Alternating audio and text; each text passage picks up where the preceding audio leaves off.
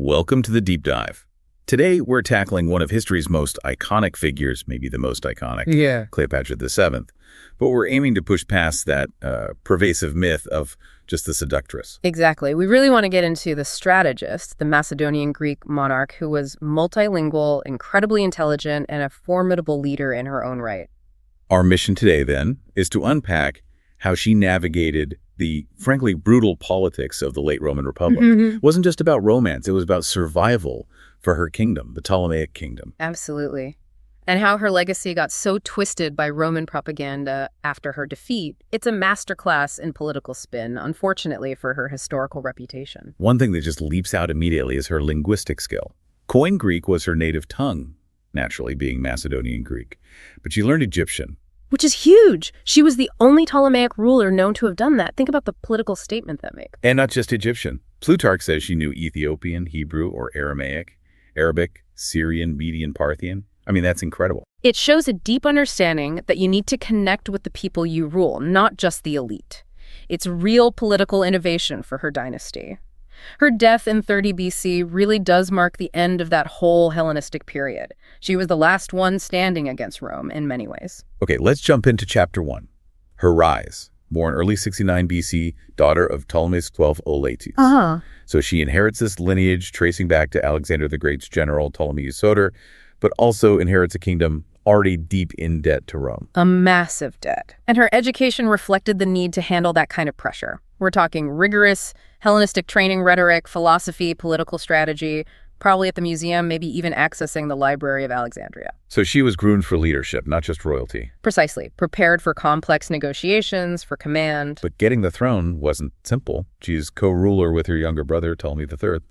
And they have this nominal sibling marriage. Yeah, a Ptolemaic tradition that seemed pretty strange, even repugnant to contemporary Greeks outside Egypt. But it was about dynastic legitimacy. Necessary, maybe, but not stable. Because by August 51 BC, she's already trying to rule alone, putting only her name on documents. And that sparks immediate conflict. You have these powerful figures, the eunuch Pothinos, the general Achilles, backing her brother. They push back hard. So hard that she's forced to flee Alexandria by spring 48 BC. Right. She has to escape to Roman Syria with her sister Arsinoe IV, mind you, just to raise her own army. She's fighting for her crown from the very beginning. And beyond the family feud, what else is she dealing with? What are the sort of day-to-day crises? Oh, it's chaos. First, that massive state debt we mentioned, 17.5 million drachmas. Essentially, the kingdom is bankrupt and reliant on Rome. Okay, that's bad enough. Then add famine, major drought, low Nile flood, so people are starving. And on top of that, you've got these lawless ex-Roman soldiers, the Gabiniani, causing havoc. What a nightmare inheritance. So she has to deal with Roman power right away just to keep basic order. She does. And she tries to handle it smartly. Like when some of those Gabiniani murdered the sons of Roman officials, Cleopatra actually tried to send the culprits to the Roman governor in Syria for trial. Trying to play by Roman rules, in a way. Exactly. Show respect for Roman authority, enforce some kind of law, but the governor apparently couldn't be bothered and just sent them back.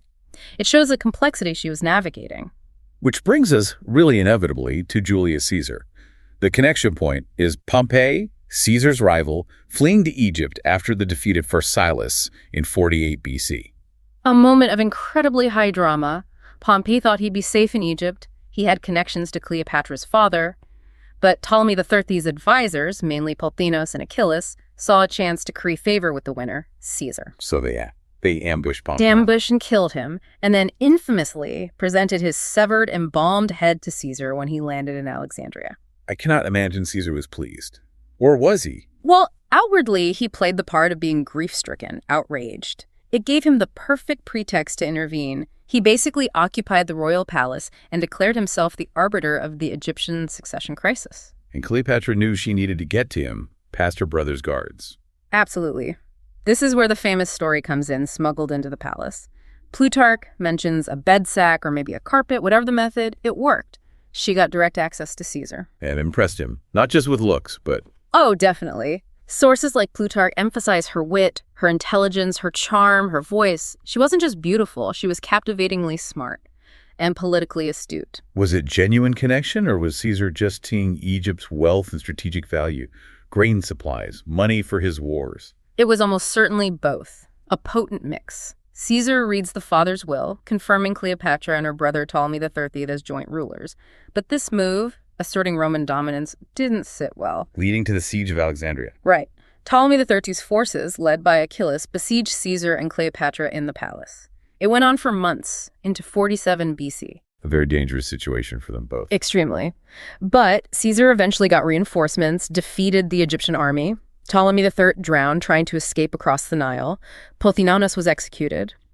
Arsinoe IV, Cleopatra's sister, who had joined the rebels, was captured and later exiled. So the siege ends, her main rivals are gone. Caesar basically puts her firmly on the throne. He does. He makes her other younger brother, the 12-year-old Ptolemy XIV, her nominal co-ruler.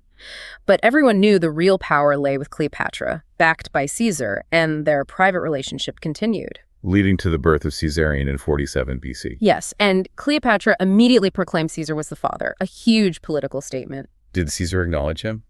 Publicly? Publicly, no. He was married to Calpurnia in Rome. It was complicated. But privately, it seems accepted. And Cleopatra wasn't shy about it. She brought Caesarion with her when she visited Rome between 46 and 44 BC. Staying at Caesar's villa, that must have caused a stir. A massive stir. And Caesar doubled down, honoring her with a golden statue in the Temple of Venus Genetrix. That's linking her not just to Venus, the mythical mother of Romans, but also implicitly to Isis, her own divine association in Egypt. That's a powerful blending of identities. Greek queen, Egyptian goddess, favored Roman ally. Incredibly potent symbolism. But then, the Ides of March, 44 BC, Caesar is assassinated. And Cleopatra has to leave Rome, apparently quite frustrated that Caesar's will named Octavian, not Caesarion, as the main heir. Exactly. She heads back to Egypt, and very soon after, her young co-ruler brother, Ptolemy IV, dies. The timing is convenient. Convenient sounds like an understatement. Poisoned. Allegedly poisoned, yes. Probably on her orders. Ruthless, but it removed another potential rival or pawn for her enemies. She immediately elevated her son, Caesarion, as co-ruler Ptolemy XV. Now her son was officially part of the dynasty. Right, so Caesar's gone. Rome is plunged back into civil war. Cleopatra needs a new Roman protector, a new powerful ally. And she picks the most powerful man standing in the east after the dust settles, Mark Antony. Another strategic choice, not just romance. Absolutely strategic.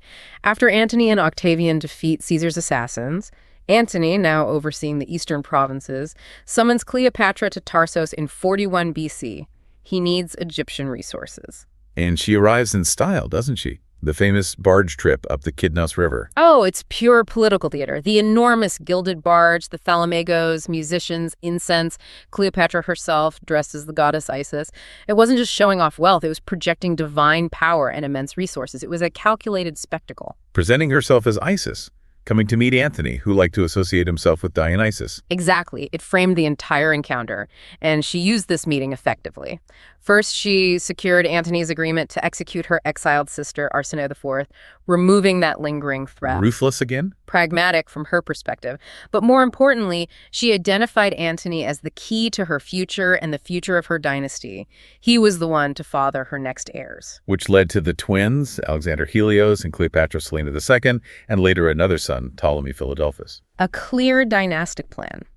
She's building a power base, aiming for a secure Hellenistic kingdom allied with, perhaps eventually rivaling, Rome. And Antony becomes quite dependent on her. Yeah.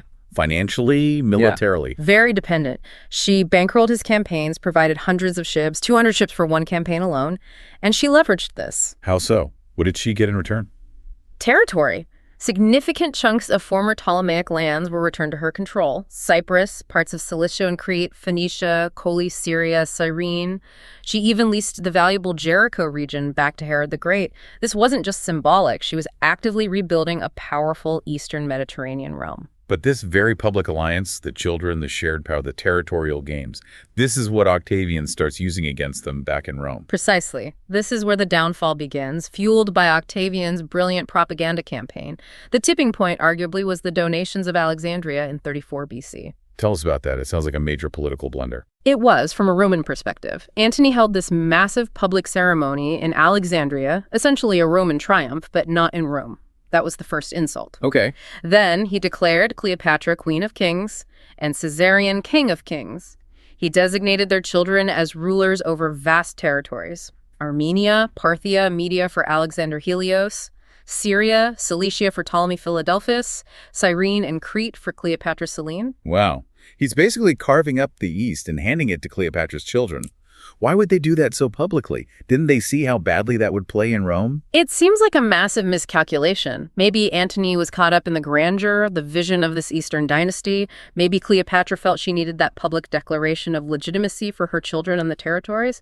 But they underestimated Octavian's skill. How did Octavian use it?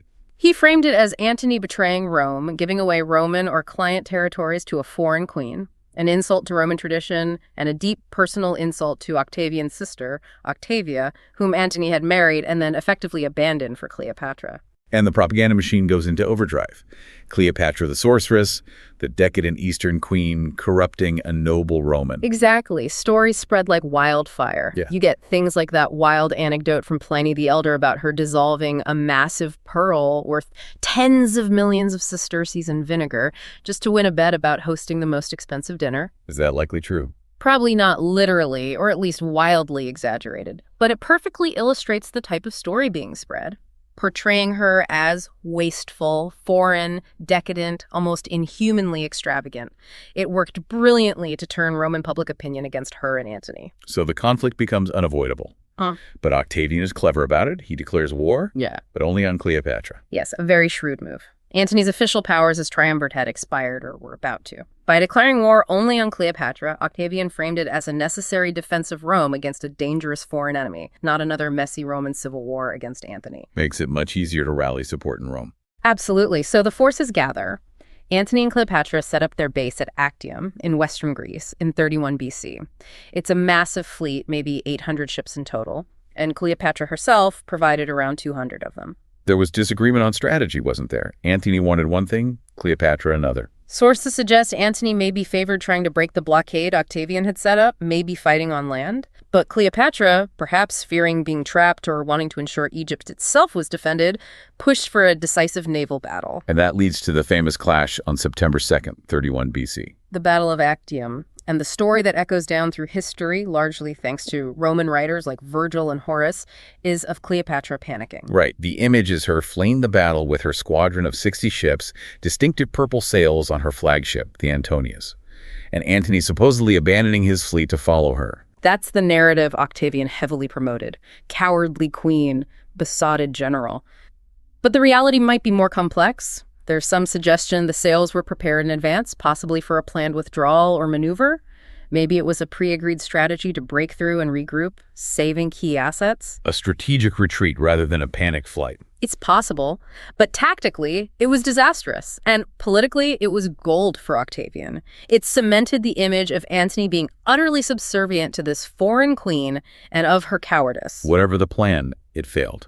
The battle was lost. Octavian invades Egypt the next year, 30 BC. And the end comes incredibly quickly. Antony's remaining forces, land and sea, start defecting to Octavian almost immediately. Morale collapses. And Antony falls into despair. Cleopatra, what does she do? She retreats to her recently built mausoleum, her tomb, and from there, perhaps in a final desperate gamble to test Antony's loyalty, or maybe just in chaos, she sends a false message to Antony claiming she had already killed herself. Oh no, and Antony believes it. He believes it. Utterly devastated, he asks his attendant Eros to kill him. Eros kills himself instead. So Antony stabs himself with his own sword. He's dying, but not dead yet. He finds out she's still alive. Yes. He's then carried, bleeding and dying, to Cleopatra's tomb. They hoist him up into the mausoleum where she's barricaded herself. He dies in her arms. He was 53. A truly tragic end for him. And for her, Octavian closes in. Octavian wants her alive. He wants her for his triumph in Rome. He sends an officer, Proculius, who manages to capture her, preventing her from setting fire to herself and her vast treasures, which is apparently her plan. And when she finally meets Octavian, she remains defiant. According to Plutarch, she tells him plainly, "I will not be led in a triumph." Uthriambesomai, a powerful assertion of her royal dignity even in defeat. And her death follows soon after, on August 12th, 30 BC. She was only 39. The exact method is still debated. The famous story is the asp, a type of cobra, smuggled in a basket of figs. But other ancient sources mention poison, maybe an ointment, or even a pin dipped in toxin. We don't know for sure. But she succeeded in avoiding the ultimate humiliation of being paraded through Rome. She did. Octavian allowed her to be buried next to Antony, as she wished, but the dynasty itself wasn't spared. What about Caesarion? Her son by Caesar, Ptolemaic V. He was sent south, maybe towards Nubia for safety, but he was lured back, perhaps thinking he could negotiate. Octavian sought advice, and the council was chillingly pragmatic. It is not good to have too many Caesars. So Caesarion was executed. Executed. With him died the last pharaoh of Egypt and the entire Ptolemaic dynasty. Egypt became a personal province of Octavian's, soon to be Emperor Augustus. The Hellenistic age was definitively over. So when we try to understand Cleopatra today, we're grappling with centuries of this Roman narrative, aren't we? How much is just propaganda? A huge amount. The sources we have are almost entirely Roman, written by the victors or those living under Roman rule. Augustan poets like Virgil and Horace painted her as the great threat, though even they sometimes grudgingly admired her courage in choosing death over capture. Are there any counter-narratives, sources that offer a different view? Plutarch is interesting. Writing later, he drew on other sources, possibly including accounts from Cleopatra's own physician, Olympos. And Plutarch emphasizes it wasn't just about stunning beauty. He says her looks weren't altogether incomparable, but her charisma, her intelligence, her wit, the charm of her conversation. That was her real power. So the idea of her using only seduction is likely part of the Roman spin. Scholars now see her relationships with Caesar and Antony more strategically. Very much so. These weren't just love affairs. They were vital political alliances, absolutely necessary for the survival of her dynasty against the rising tide of Rome. She chose the most powerful Romans available to secure her kingdom. What about her own image? How does she present herself? We have coins. Yes, and her coins are fascinating. She was the only Ptolemaic queen to issue coins just in her own name, without a male co-ruler featured prominently. And the portraits often show her with quite strong, almost masculine features, a prominent nose, strong chin, mirroring her father's coinage. It signals legitimacy, authority, dynastic continuity. It's been suggested she might have influenced Caesar in putting his own face on coins while he was still alive, which was a Roman taboo. It's possible. He was the first living Roman to do it, and he did it after meeting her and seeing Hellenistic ruler portraits on coins. It's an interesting thought. Given Octavian's campaign against Antony, destroying his statues, it's kind of amazing any images of Cleopatra survived. It really is. There's a story that her friend Archibius paid Octavian, now Augustus, a huge sum, 2,000 talents, specifically not to destroy her statues.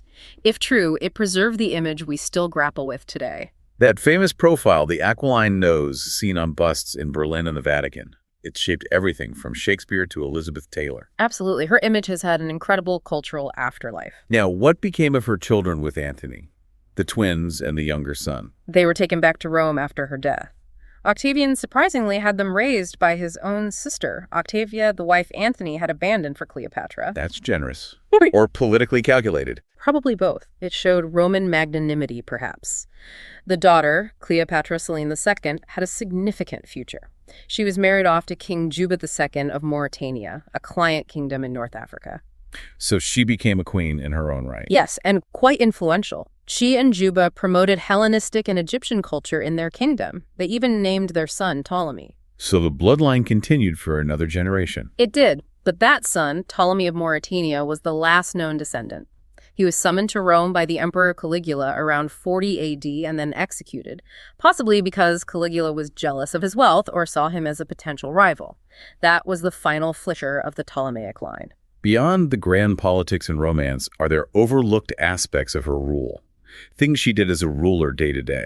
Definitely. We often forget the administration. Sources suggest she actively managed the economy, especially during that early famine, distributing grain from royal stockpiles. She understood the practicalities of rule. And there are those strange attributions, medical texts. Yes.